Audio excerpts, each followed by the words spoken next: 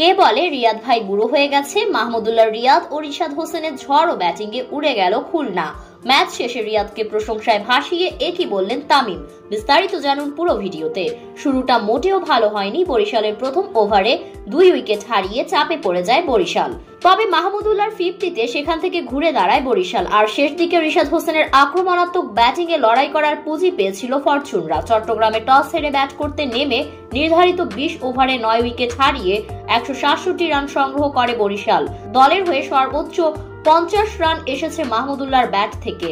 জবাবে খেলতে নেমে নির্ধারিত 20 ওভারে 6 উইকেট হারিয়ে 160 রান সংগ্রহ করতে পারে খুলনা। শেষ ওভারে টান টান উত্তেজনাপন্ন ম্যাচে 7 রানে জয় পায় বরিশাল। এদিকে ম্যাচ শেষে মাহমুদুল্লাহকে প্রশংসায় ভাসিয়ে তামিম বলেন, কে বলেছে রিয়াদ ভাই বুড়ো হয়ে গেছে? শেষ বয়সে ভাই আমাদের ম্যাচের হাল না ধরলে আমরা ম্যাচটা জেতার মতো স্কোর করতে পারতাম না।